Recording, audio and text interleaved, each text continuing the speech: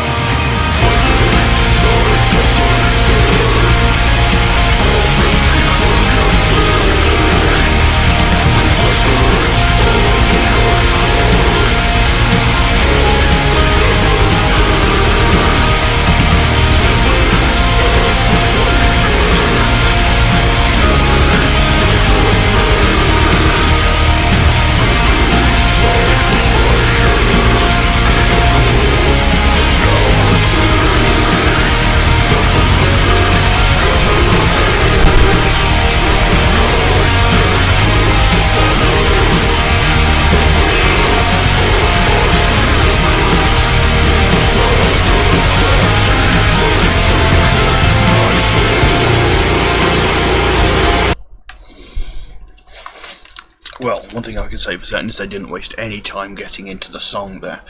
And I really like this. I mean, when they say they're melodic death/doom, I can certainly hear the melodic death side of it. There isn't so much of the doom influence that I can quite pick up, but that might be more noticeable in other tracks. but I really, really like it musically. I absolutely love the music. I've had goosebumps all up my arm since the start of the song. Very, very good. Vocal style is actually a bit more guttural than I would have expected, if I'm honest. Because a lot of melodic death and certainly doom metal don't generally tend to have vocals as guttural as that. They tend to have like growls, yes, but not quite of that degree. So that's quite an interesting aspect of it. But I like it. I do like it very, very much. The lyrics themselves, I'm not entirely sure I'm picking up on any meaning behind them. I mean, the song opens up, shining like the sunset, boundless eternity, refractions of a lifetime, time can never be, staring at the silence, staring back at me, glowing like a fire in a cold reality. But the dreaming never ends, and the lights they choose to follow, the will of my spirit and the sound of crashing waves against my soul. I'm not entirely sure what it's about. I mean, possibly it could be like reflecting back on your life as you are, nearing the end of your life. Possibly, I'm not sure. I mean, lines like staring at the silence, staring back at me. Is that like staring at the end of your life, which is approaching you, and it's literally right there, so it's looking right back at you because it's coming, and it is coming for you? I don't know. And it goes on there though. It says, but the dreaming never ends, and the lights they choose to follow, the will of my spirit and the sound of crashing waves against my soul. Is it talking about maybe that where it says the dreaming never ends, is that perhaps suggesting either like your spirit or your soul living on after your physical body has died? I could be getting this completely wrong for all I know, but I don't know. But I do actually really like it. Let's carry on and see where it goes.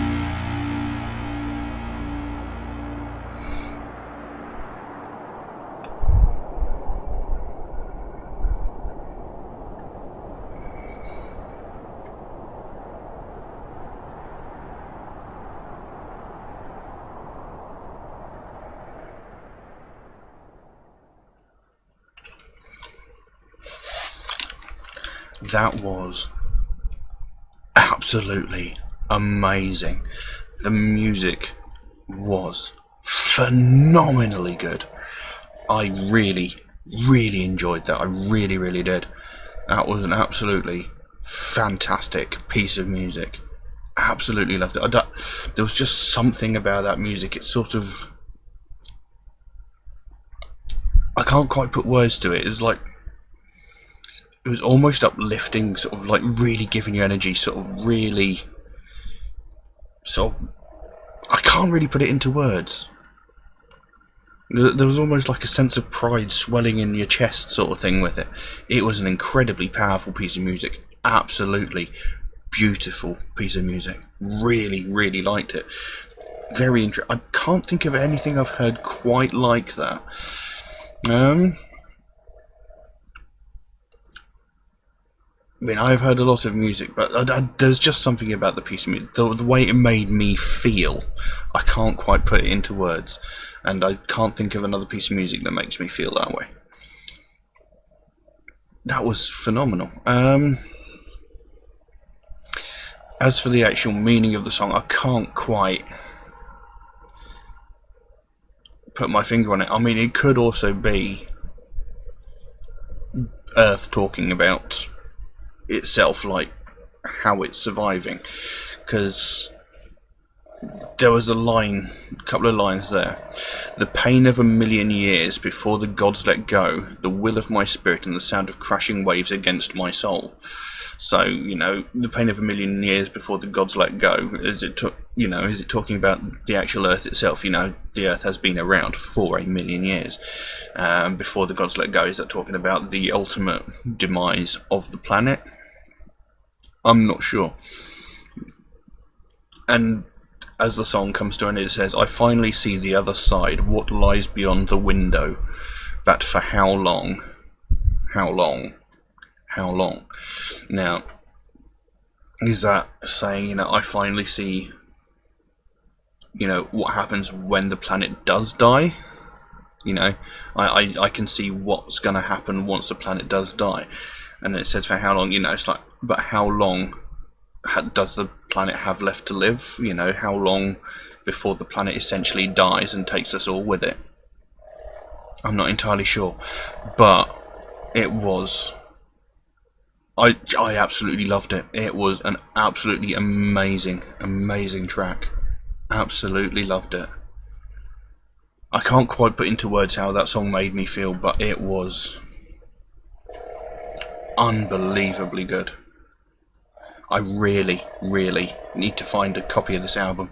I need to get a hard copy of it, and I need to hear some more, because that was phenomenally good.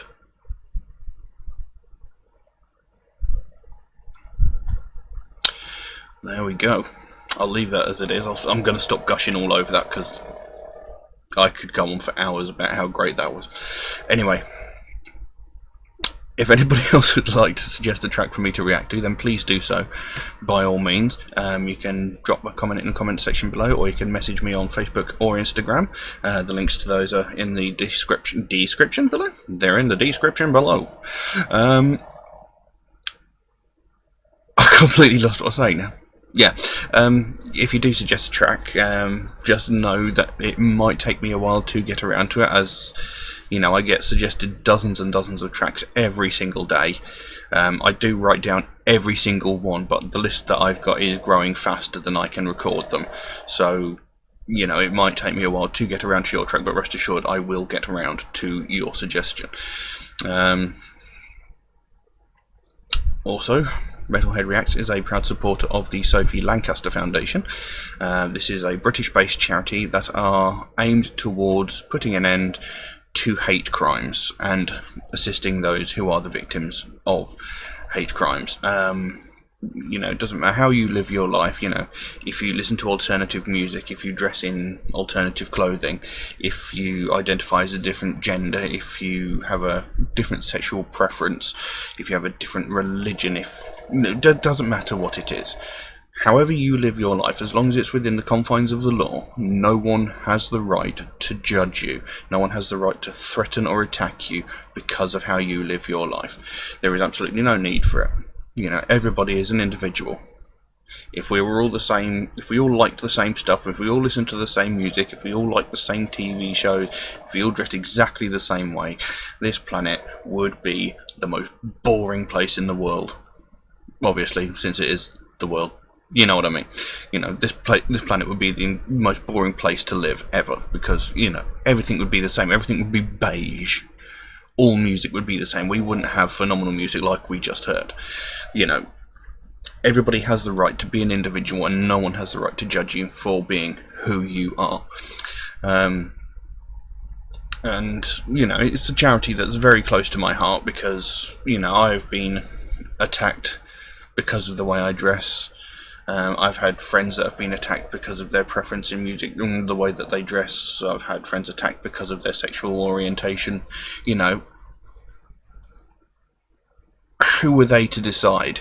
You know, that's how I live my life. That's how they choose to live their life. Why should someone be allowed to come in and bully and threaten you just because they don't agree with it? It's not right, and it needs to end. And this is what Sophie Lancaster Foundation wants to do. They want to stamp out prejudice, hatred, and intolerance everywhere. And, you know, it's a very worthwhile charity. So if you want to find out more about it, there's a link in the description below. You can pop over, find out more about what they're up to, what they're doing, what their goal is. And, you know, if you can support them in any way, that's absolutely fantastic. But we'll leave that as it is. Thank you all very, very much for watching, and I will see you again soon. Bye-bye.